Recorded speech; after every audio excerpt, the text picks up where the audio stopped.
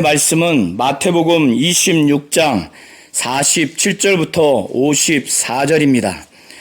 말씀하실 때 12 중에 하나인 유다가 왔는데 대제사장들과 백성의 장로들에게서 파송된 큰 무리가 칼과 몽치를 가지고 그와 함께 하였더라. 예수를 파는 자가 그들에게 군호를 짜 이르되 내가 입맞추는 자가 그이니 그를 잡으라 한지라. 곧 예수께 나와 랍비여 안녕하시옵니까 하고 입을 맞추니 예수께서 이르시되 친구여 내가 무엇을 하려고 왔는지 행하라 하신대 이에 그들이 나와 예수께 손을 대어 잡는지라. 예수와 함께 있던 자 중에 하나가 손을 펴 칼을 빼어 대제사장의 종을 쳐 그 귀를 떨어뜨리니 이에 예수께서 이르시되 내 칼을 도로 칼집에 꽂으라. 칼을 가지는 자는 다 칼로 망하느니라. 너는 내가 내 아버지께 구하여 지금 12군단 더 되는 천사를 보내시게 할 수 없는 줄로 아느냐. 내가 만일 그렇게 하면 이런 일에 있으리라 한 성경이 어떻게 이루어지겠느냐 하시더라. 그때 예수께서 우리에게 말씀하시되 너희가 강도를 잡는 것 같이 칼과 몽치를 가지고 나를 잡으러 나왔느냐.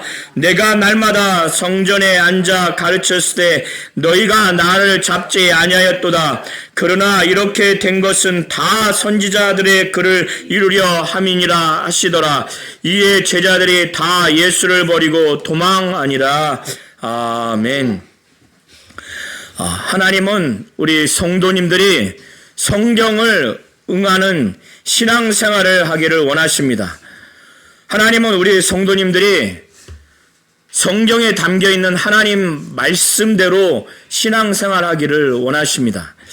예수께서는 26장 46절까지 예수는 인간이 지은 그 죄와 그 인간이 받아야 할 그 형벌과 저주, 이것은 인간이 저 에덴 동산에서 인류의 조상인 아담과 하와가 범죄를 한 그 이후로 모든 죄는 아담의 그 불순종의 죄, 그 원죄 때문에 영원히 지옥 형벌에 빠지게 됐습니다. 인간은 하나님 말씀대로 살아야 하고 곧 순종하고 복종하면서 살아야 하는 것이 바로 인간입니다. 그런데 인간이 하나님 말씀에 불순종했기 때문에 인간에게는 영원한 사망, 그 저주와 형벌밖에 없어요. 이 인간이 지은 죄와 저주와 형벌을 인간이 받아야 함에도 불구하고 그것을 하나님 아버지는 예수가 그걸 짊어지도록 그리고 그 저주와 형벌을 대신 받도록 그렇게 아들을 보낸 겁니다.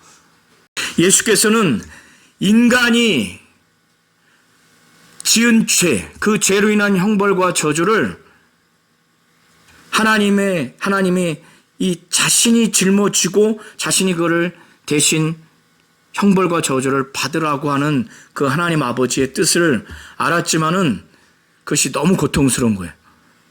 가장 사랑하는 하나님으로부터, 하나님 아버지로부터 저주를 받아야 되는 그 아들의 입장.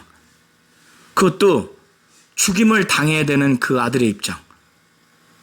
그 하나님으로부터 진노의 잔, 그 심판과 하나님으로부터 저주를 그 가장 사랑하는 아버지로부터 아들이 받아야 하니 그 얼마나 고통스럽겠어요. 그래서 하나님 아버지의 뜻을 알지만 그것을 불순종하고 떼쓰겠다는 것이 아니라 가장 사랑하는 아버지로부터 버림을 받아야 되고 인간이 받아야 될 걸 대신 받아야 되는 그 버림, 그 저주를 받아야 되고 그래서 그 3일, 사흘 동안 하나님 아버지와 단절되는 그 고통을 겪어야 되고 죄인이라고 다 뒤집어 써야 되고 죄인이 받아야 되는 형벌과 저주를 하나님으로부터 다 받아야 되니 그것이 얼마나 고통스럽습니까? 그래서 겟세마네 동산에서 3번이나 기도를 한 거예요. 장시간 동안. 그때가 좀 지나갔으면 하나님의 아들이라 할지라도 육신을 갖고 온 이상 가장 사랑하는 아버지로부터 저주를 받아야 돼요. 버림을 받아야 됩니다. 형벌과 저주를 받아야 되는 그 고통이 가장 심한 거예요. 그래서 이때가 지나갔으면 하는 그 마음이 예수께 간절했던 거예요. 그러나 아버지의 뜻대로 되기를 원합니다. 내 원이 있지만 아버지의 뜻대로 되기를 원합니다. 그리고 내가 이 잔을 마시지 않으면 이 잔이 지나갈 수 없다면 아버지의 뜻대로 하게 해달라고, 이렇게 두 번째 기도부터는 아버지의 뜻대로 되기를 바라는 마음에 그 기도를 합니다. 이 기도를 하기 전과 후에 그 제자들에게 하신 말씀은 가룟 유다가 예수를 팔 것이라고 예언을 합니다. 그리고 베드로를 포함한 나머지 11 제자가 다 자기 때문에 실족할 것이다. 다 버릴 것이다. 그렇게 예언을 합니다. 겟세마네 동산에서 기도를 마지막까지 했을 때 그 예수의 곁에는 아무 인간에게는 기대할 수 있는, 신뢰할 수 있는 사람이 없어요. 3년 동안 예수의 말씀을 많이 들었어요. 큰 은혜를 받았습니다. 예수의 말씀처럼 영감 있고 권위 있는 그 말씀이 있습니까? 얼마나 영적으로 만족을 했겠어요. 그리고 귀신 쫓고 병 고치고 또 죽은 자도 살리고 이 많은 것들을 보았지만은 예수를 팔아버리는 가룟 유다가 나와버렸어요. 그리고 11 제자는 전부 다 예수를 다 버리고 도망갔습니다. 10 제자는 다 버리고 도망갔고, 베드로 한 명은 가야바 대제사장의 관저까지 갔지만은 저주하고 맹세하면서까지 완전히 부인을 했어요. 저와 우리 모든 성도님들도 이 제자들과 다르다고, 제자들보다 뛰어나다고 이렇게 생각하시면 안 됩니다. 이 사람들은 3년 동안 예수와 동고동락하면서 정말 영감 있는 말씀, 권세 있는 말씀을 직접 들었고 그 수많은 이적도 보았어요. 그리고 하나님이고 하나님의 아들인 예수도 옆에서 근거리에서 숨소리까지 다 체험한 사람들입니다. 그런데 자기들의 신변의 위협을 느꼈을 때는 전부 다 도망갔어요. 베드로는 저주하고 맹세하면서까지 부인했습니다. 그런데 그들이 이 겟세마네 동산에서 어떻게 호언장담했느냐? 다른 사람은 다 버릴지라도 저는 주님이 옥에 가면 옥에도 갑니다. 죽음에 이르는 곳에 가면 죽음에도 저는 갑니다. 아주 각오를 했어요. 그리고 다른 제자들은 다 버릴지라도 저만은 버리지 않습니다. 이렇게까지 얘기를 합니다. 그런데 예수께서 예언하죠. 내가 오늘 이 밤에 닭이 2번 울기 전에 3번 나를 부인하리라. 예수는 이 과정 전에서 이미 마귀가 이 제자들을 밀가부로 타려고 믿음에서 떨어지게, 믿음에서 타락하게 하도록 하려고 예수께 요구를 한 것을 이미 경험을 했어요. 그리고 그들의 믿음이 떨어지지 않도록 기도했다고. 그래서 그들에게 유혹에 빠지지 않도록 기도해라. 시험에 들지 않도록 기도해라. 맨 처음에는 자신의 이 고통스러운 이 상황을 함께하기를 바라는 마음으로 그렇게 했지만 나중에는 너희가 시험에 들지 않도록, 이미 시험이 뭔가를 이미 어느 정도 말씀을 했어요. 너희가 다 나 때문에 넘어진다. 버린다는 거예요. 구체적으로 오늘 밤에 닭이 2번 울기 전에 3번 나를 부인하리라. 이 말씀을 했으면 이들이 해야 될 것은 정말 호언장담, 자기들이 신앙이 있다고, 믿음이 있다고 확신하듯이 절대 그런 일은 없을 거라고 이렇게 할 것이 아니라 주님이 부탁하신 것처럼 기도를 했어야만 하는 거예요.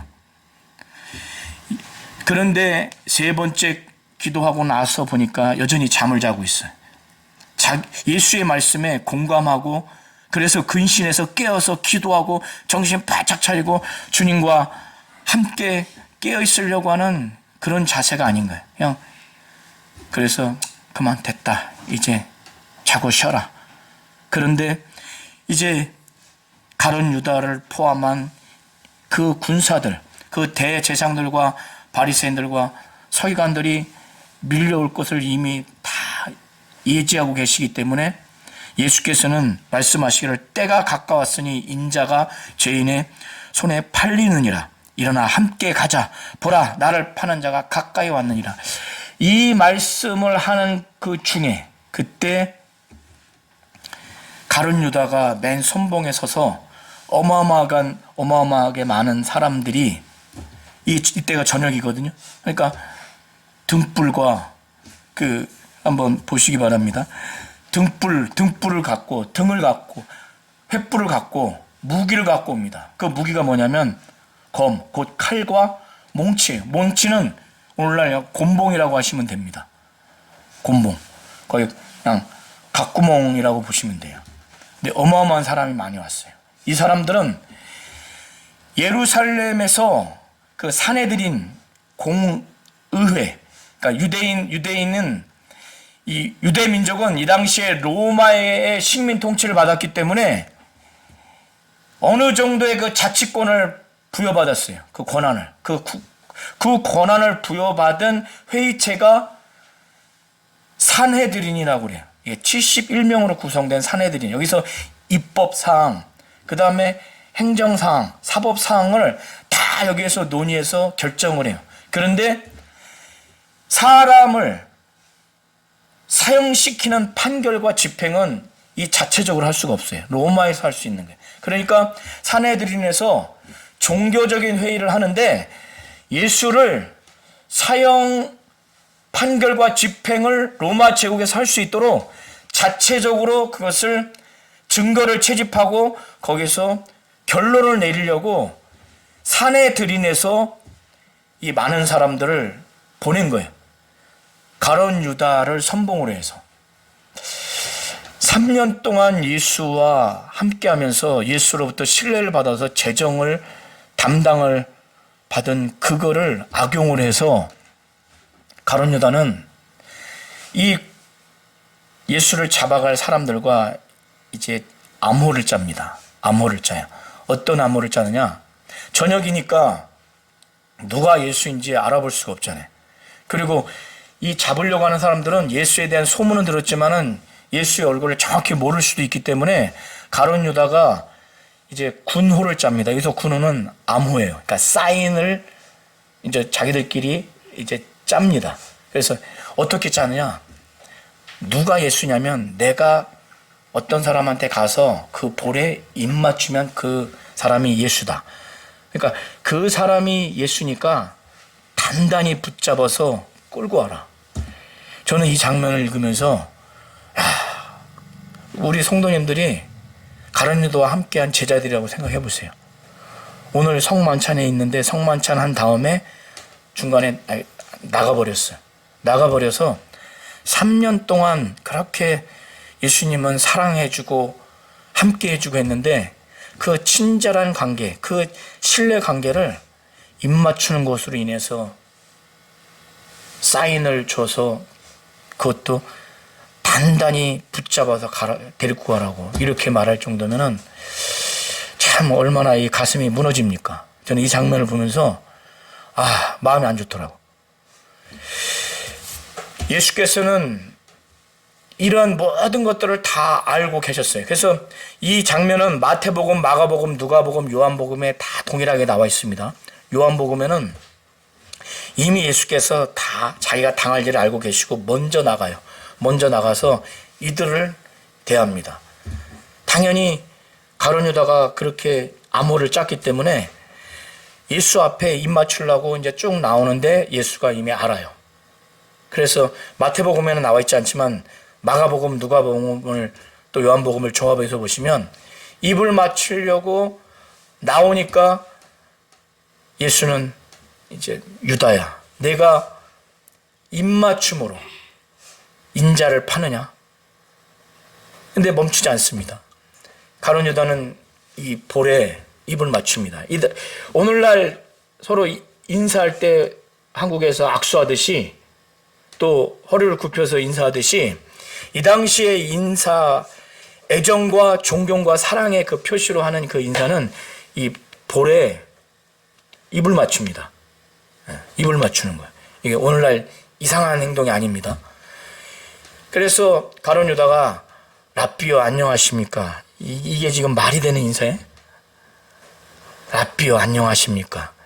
3년 동안 제자로 부름을 받아서 재정까지 맡겨서 신뢰했는데 랍비여 안녕하십니까? 그러면서 얼굴에 입을 맞춥니다. 그리고 나서 예수께서는 친구야, 내가 무엇을 하려고 왔는지 그 하려고 한 것을 그대로 행하라. 그때 이제 많은 사람들, 군대들도 있고 많은 사람들이 와서 예수 앞에 옵니다. 자기를 지금 붙잡으려고 온 사람들에게 누구를 찾느냐? 나사렛 예수다. 그러니까 내가 그니라. 그 얘기를 들으니까 이 사람들이 잠깐 떨어져서 예수 앞에 그냥 바로 무릎을 꿇어요, 땅에. 예수의 위엄에 바로 복종하는 거예요. 다시 묻습니다. 누구를 찾느냐? 그러니까 그들이 나사렛 예수라고는 그때 예수께서 말씀하시기를 내가 그라고 했으니까 나를 찾거든 이 사람들, 그 제자들을 가는 것은 용납해라. 예수께서 이렇게 말씀하신 것은, 그래서 제자들은 붙잡혀가지 않도록 그렇게 한 것은 뭐라고 그래요? 아버지께서 내게 주신 자 중에 하나도 잃지 아니하였사옵나이다 하신 말씀을 응하게 한 거예요. 지금 나를 배신할 사람들, 나를 다 버리고 도망갈 사람들을 어떻게 되든 말든 신경 안 쓸 수도 있는데 이 제자들을 살리게 한 것은 이 제자들을 위한 것이 아니라 성경을 응하게 하기 위한 것이래. 어떤 성경? 아버지께서 내게 주신 자 중에서 하나도 잃지 아니하였사옵나이다 하신 말씀을 응하게 하는 거예요. 이렇게 하나님의 말씀을 마지막까지 응하는 예수의 말씀 장면을 보시기 바랍니다. 그리고 다시 마태복음 26장을 다시 돌아오셔서 이렇게 되니까 제자들이 지금 분위기가 살벌하고 삼엄하다는 것을 느끼겠죠. 느끼니까 마가복음과 누가복음과 마태복음 종합해서 보시면 제자들이 물어요. 예수께 칼로 지금 칠까요? 근데 예수가 대답하기도 전에 베드로가 칼집에서 손을 대서 빼가지고 대제사장의 그 종, 바로 말고의 오른쪽 귀를 잘라버립니다. 잘라버리니까 예수께서 칼을 칼집에 집어넣어라. 이것까지 참으라. 예수께서 바로 그 말고의 오른쪽 귀를 떨어졌잖아요. 그러니까 피가 줄줄 흐르겠죠. 그 귀를 다시 붙여서 손을 대고 이걸 낫게 해요. 낫게 한 다음에 마태복음에는 안 나와 있어요. 다른 복음서에 나와 있습니다. 한 다음에 이 제자에게 칼을 가진 자는 이 칼로 망할 것이다. 그리고 네 칼을 칼집에 다시 꽂으라 하시면서 너는 내가 내 아버지께 구해서 지금 하나님 아버지 천사를 보내주시되 12군단도 더 보내는 천사를 보내셔서 이 여기 있는 사람들을 다 죽여버리도록 그렇게 해주세요. 이런 기도를 해서 지금 천사가 12군단도 더 되는 천사가 보내실 줄, 하나님이 보내실 줄 그렇게 할 수 없을 것으로 생각하느냐?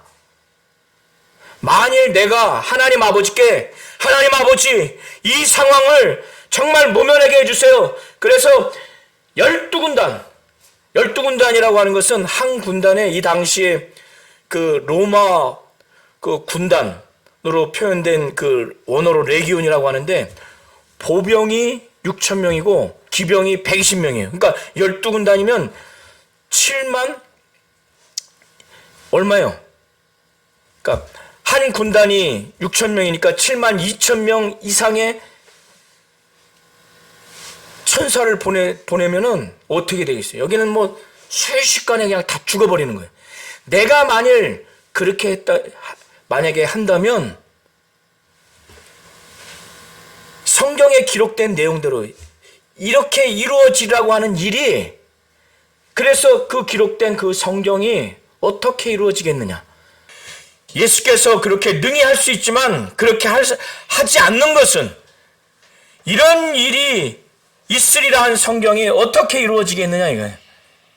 지금 예수는 하나님 아버지가 선지자를 통해서 예언한 인간의 죄를 짊어지고 인간이 받아야 할 그 형벌과 저주를 대신 받아야 하는 이 말씀, 예언의 말씀이 이루어지지 않는다는 거예요. 어떻게 그것이 이루어지겠느냐? 그러면서 책망을 해요. 그런 다음에 이 무리들에게는 마치 로마 제국에 반역하는 혁명가들이 그 범죄를 저질러서 그런 자들을 잡는 것 같이, 그런 자들을 잡을 때는 칼을 가지고 이 몽치, 곤봉을 가지고 잡아야 되는 거예요. 그런데 지금 무리들을 향해서 너희가 마치 강도를 잡는 것 같이 나를 칼과 몽치로 지금 잡느냐? 내가 매일과 같이 너희와 함께 성전에 있으면서 내가 앉아서 가르칠 때 그때는 내게 손을 대지 않았다. 그런데 오늘 이 밤에 너희가 이렇게 칼과 몽치를 가지고 곤봉을 가지고 나를 잡는 것은 너희 이 사람들의 음모, 계략, 책략으로 이루어지는 것이 아니라, 이렇게 된 것은, 자, 평상시에 내가 매일같이 성전에서 그렇게 했을 때 너희가 손도 대지 않고 너희가 나를 잡지 않았다. 그게 우연이 아니라는 거예요. 너희들의 작당으로 이렇게 된 것이 아니라 이런 것은 다 선지자의 글이, 곧 성경이 지금 이루려 하기 때문에 이런 상황이 지금 나타난다는 거예요. 예수께서 이 말씀을 하시니까 제자들이 이제 분위기나 상황을 알겠어요, 모르겠어요? 알죠. 그러니까 전부 다 도망갑니다. 그리고 그 중에 한 청년은 알몸에 배에 혼이불을 두르고 있다가 그런 상태에서 예수를 쫓아가다가 무리한테 잡히니까 어떻게 해요? 그 벗고 그냥 빨개 벗은 알몸으로 도망가는 그런 상황까지 된 거예요. 이런 상황이 됩니다. 그리고 난 후에 이제 여기까지가 56절의 내용입니다. 57절부터 이제 68절의 내용은 이제 예수를 잡은 자들이 이 예수를 이제 끌고 간 거야. 끌고 갑니다. 팍팍 끌고 가죠. 어디에 끌고 가느냐? 산헤드린 공회에는 이미 예수를 죽이려고 하는 살해 그 의지를 가지고 그들의 종교 재판을 지금 하려고 준비 중이에요. 그런데 야간에 이렇게 산헤드린 공회가 열리는 것은, 재판하는 것은 불법입니다. 변호할 기회도 주지 않고. 그러나 이들은 빨리 예수를 사형에 집행하도록 증거를 채집해서 로마 그 제국에 넘기려고 하는 그 의도뿐인 거예요. 그래서 예수를 끌고 갔더니 가야바 대제사장의 관저에 들어갔더니 산헤드린 공회가 소집됐죠. 거기에 대제사장들, 또 서기관들이, 또 장로들이 거기 모여 있어요. 그런데 그들은 예수를 치려고 하는 증거만을 갖고 지금 그것만을 채집하려고. 그래서 아마도 그들이 예수를 사형에 집행하도록, 사형 판결하도록 그들이 하기 위해서 증인들을 대동했을 겁니다. 그런데 많은 증인들을 대동했지만은 그 증인들이 서로 맞지가 않아요. 구약 율법에 의하면은 중범죄자를 중형에 처하려면은 2명 이상의 증인이 나와줘야 돼요. 예수처럼 이렇게 사형 집행에 처하려면, 그런 판결을 하려면 2명 이상의 증인이 나와야 돼요. 이 2명 이상의 증인의 증언이 맞아야 되는 거예요. 그런데 많은 증인들이 나왔지만은 맞지가 않는 거야.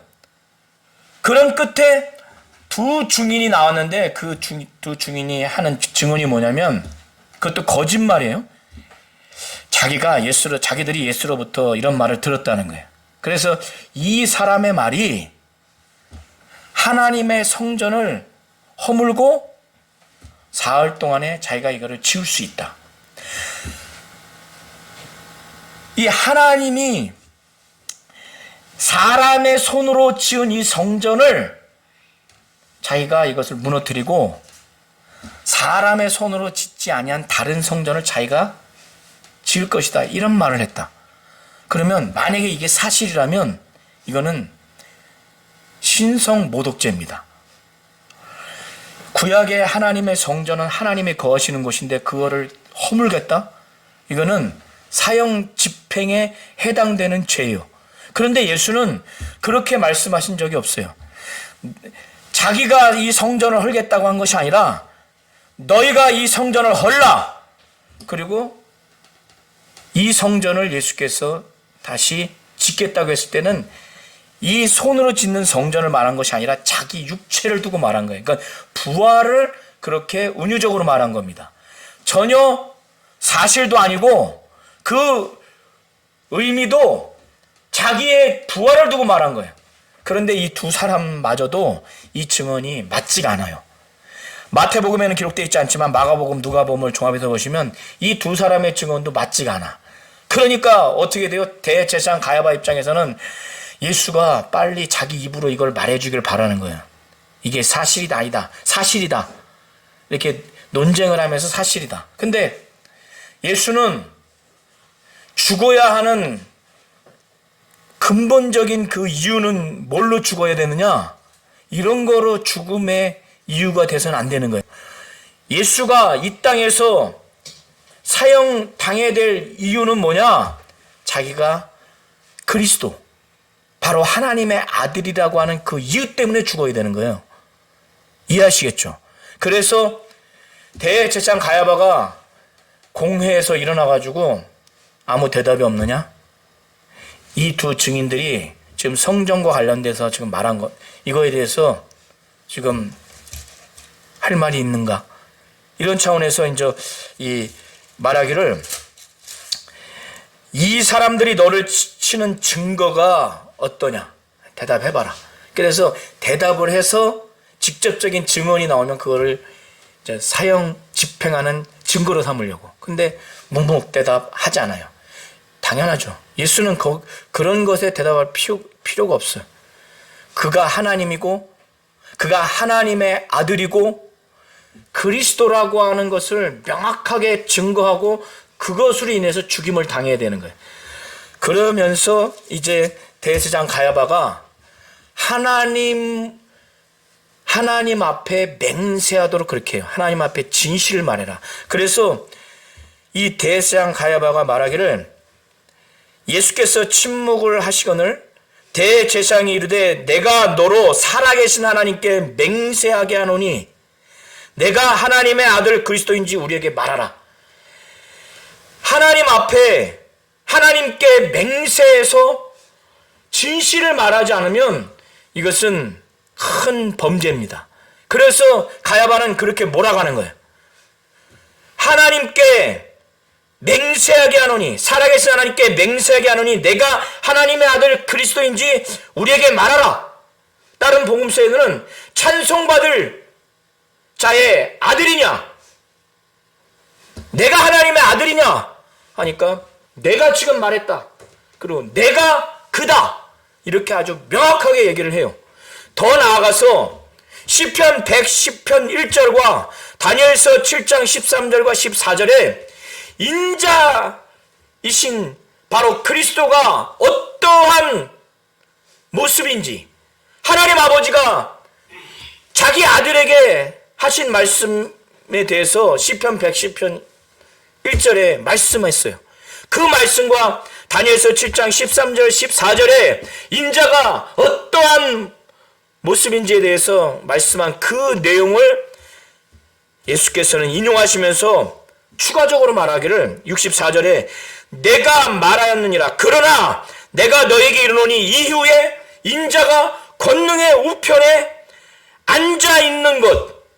이 권능의 우편에 앉아있다고 하는 것은 하나님 우편에 앉아있다고 하는 의미입니다. 다른 복음서에는 권능자의 우편이라고 표현되어 있고 또 하나님의 권능의 우편이라고 이렇게 표현되어 있어요. 권능의 우편, 권능자의 우편, 하나님의 권능의 우편에 앉아있다고 하는 것은 하나님과 동등한 그 권세가 있다고 하는 거예요. 이거는 들을 수가 없는 얘기인 거예요. 참남하다고 여기는 거예요. 참남하다고 하는 것은 신성모독이다. 그리고 말하기를 하늘 구름을 타고 오는 것을 너희가 보리라. 이제 이 두 모습은 심판자로서 오실 것이라고 하는, 심판자로서 예수께서 오실 것이라고 하는 이 말씀을 들으니까 이 대제사장은 이걸 알아들어요. 이들이 시편 110편 1절과 다니엘서 7장 13절 14절을 모르겠어요? 사람이 아니라고 하는 얘기인 거예요. 바로 하나님의 아들이라고 얘기한 것을 직접 표현한 것을 넘어서 이 말씀을 인용하면서 말하니까 자기 옷을 막 찢어요. 대제사장이 자기 옷을 이유 없이 찢는 것은 이거는 율법의 범죄입니다. 그런데 이 대제사장이 옷을 찢었을 때는 큰 분노와 그 슬픔, 그 중에 하나가 뭐냐면 신성모독죄를 범했을 때 이걸 찢는 거예요. 그래서 대제사장이 자기 옷을 찢으면서 그가 신성모독하는 말을 했으니 어찌 더 증인을 요구하려 하면서 나머지 공회 의원들, 자기를 제외한 70명한테 그들에게 투표하도록 얘기하는 거예요. 너희 생각은 어떠하냐 하니까 전부 다 뭐라 그래요? 일제히 이건 뭐 더 이상 들을 것도 없다. 사형에 해당된다. 사형에 해당하는 자로 정죄를 해버립니다. 그러면서 조롱하는 거예요. 이사야서에 예언된 것처럼 그는 이렇게 뺨을 당하고 침뱉음을 당하고 이렇게 폭행을 당해도 물론 대응을 하지 않아요. 이건 역시도 성경에 예언된 거예요. 그래서 67절 68절을 한번 보시기 바랍니다. 그들이 조롱하기를 예수의 얼굴에 침을 뱉어요. 그리고 주먹으로 칩니다. 얼굴을 가리고 주먹으로 치고 손바닥으로 쳐요. 그러면서 누가 쳤는지 알아맞혀 봐라. 그리스도야, 우리에게 선지자 노릇하라. 너를 친 자가 누구냐? 이렇게 해서 그리스도라고 조롱하면서 그리스도가 받는 그 고난을 당하는데 이들이 홧김에 이들은 막 했겠지만 이것이 이미 이사야서에 예언된 거예요. 우리 성도님들이 지금까지 잘 보시기 바랍니다. 예수가 얼굴에 침뱉음을 당하고 주먹질을 당하고 이 손바닥으로 침을 당한 건 역시도 다 성경에 기록된 대로 예언된 것이 이루어진 거예요. 그는 모멸감을 당하고 수치를 당하지만 전역을 피하지 않아요. 왜? 그거는 하나님의 뜻이 담겨있는 말씀이 예언됐기 때문에 그것마저도 이루기 위해서 제자들을 살려달라고 말하는 그것도 이들을 사랑하는 마음도 있지만 더 근본적으로 뭐냐면 하나님의 말씀을 이루기 위해서 12군단도 더 되는 천사들을 하나님 아버지께 기도해서 그가 하나님 아버지가 보내실 수 없다고 넌 생각하느냐? 베드로에게 내가 만약에 그렇게 한다면, 그래서 여기서 싹 죽여버린다면은 성경에 기록된 이런 일이 이루어져야 하는 그 일이 기록된 성경이 어떻게 이루어지겠느냐? 철저하게 성경, 하나님의 뜻이 담겨있는 하나님의 말씀을 선지자를 통해서 예언됐고 그것이 기록된 성경을 그대로 이루기 위해서 예수는 지금 겟세마네에 3번 장시간 기도하면서 작정한 후에 하나님 뜻대로 나는 죽임을 당해야 되겠다. 이 결정을 한 다음에 정말 크고 작은 그 모든 움직임 가운데 하나님 말씀대로 그대로 이루기 위해서 이렇게 하는 겁니다. 인간의 눈으로 볼 때는 침뱉음을 당하면 이건 최고의 모멸감이거든. 주먹질을 당하고 손바닥으로 침을 당해서 그리스도 노릇해봐라. 누가 때렸냐 알아.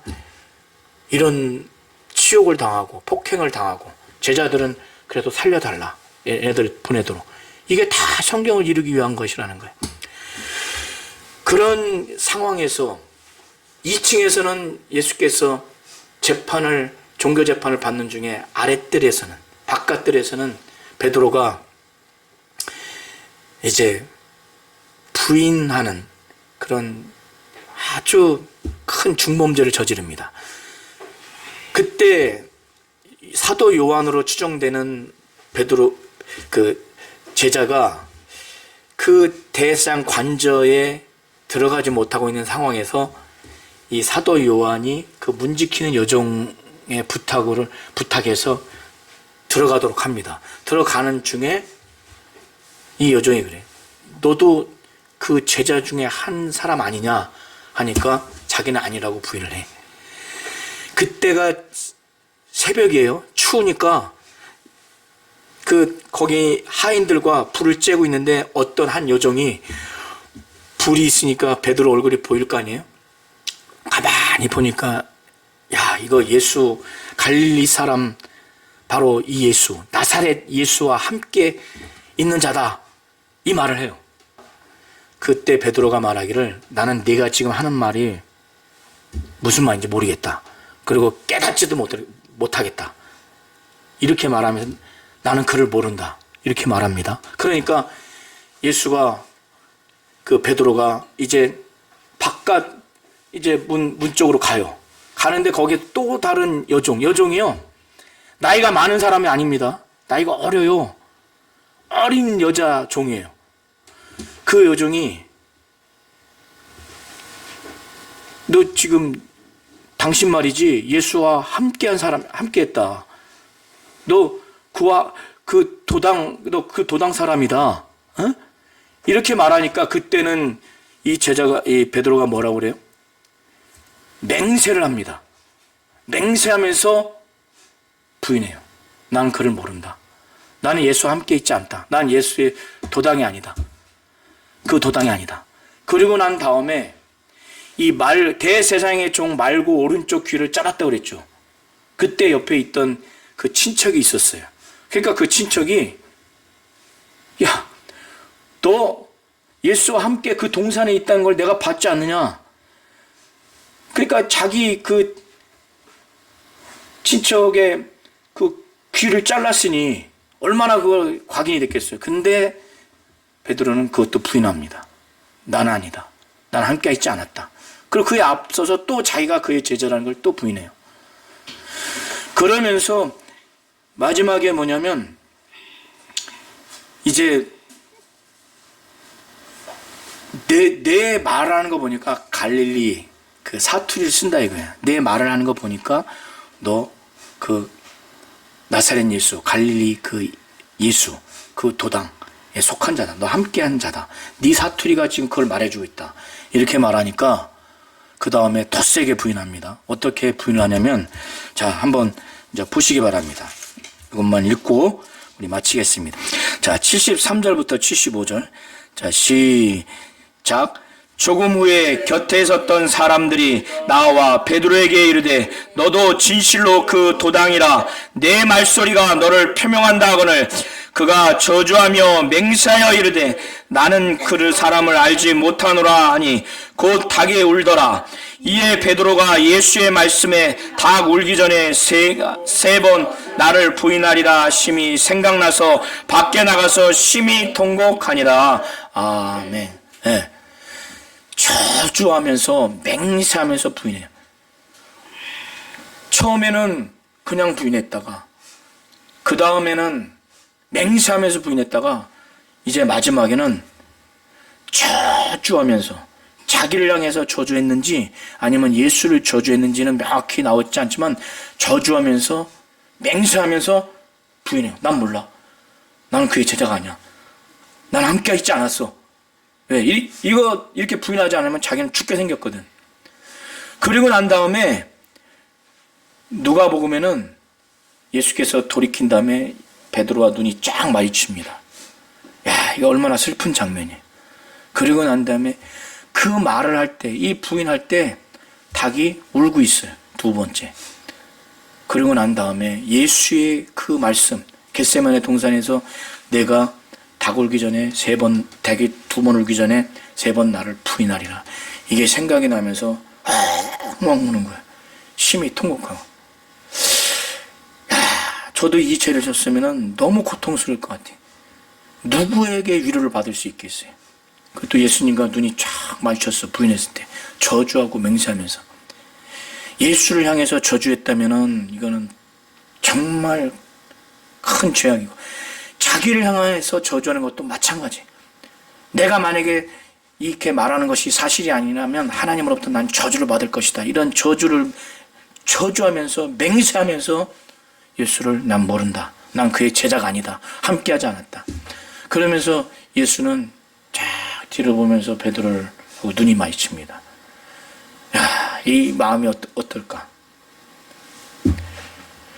하나님은 우리 성도님들이 성경대로 신앙생활하기를 원합니다.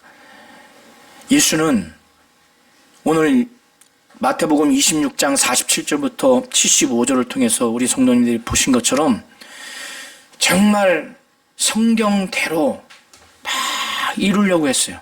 겟세마네 동산에서 3번 장시간 기도하고 난 다음에 이제 아버지 뜻대로 나는 죽임을 당해야 되겠다. 아버지가 주시는 잔을 내가 마셔야 되겠다. 이미 딱 작정한 다음에는 크고 작은 모든 현상들에 대해서 성경대로 응하려고 그는 그렇게 했어요. 그래서 12군단도 더 되는 천사를 보내서 싹 죽일 수도 있음에도 불구하고 만약에 그렇게 되면은 성경에 이렇게 이루어지리라고 하는 일이 기록된 성경에 어떻게 이루어지겠느냐. 베드로에게 이렇게 말하지 않습니까? 그리고 너희들이 지금 검과 몽치를 가지고 마치 강도를 잡는 것처럼 국가 반역자, 혁명하려고 하는 자를 잡으러 온 것처럼 이렇게 오는데 왜 평상시에는 나를 그렇게 잡지 않았지? 그런데 오늘 이 밤에 이렇게 된 것은 다 선지자의 글이 이루려고 성경이 이루려 이렇게 된 것이다. 그리고 제자들을 다 용납해라. 가도록. 이렇게 하는 것마저도 하나님의 말씀이 이루어지도록. 하나님은 예수를 통해서 이렇게 성경에 응한 성경대로 신앙생활하고 사역하는 것이 정말 이 부분을 가르쳐 준 것처럼 우리 성도님들도 하나님의 뜻대로 신앙생활하되 그 하나님의 뜻이 성경에 기록되어 있어요.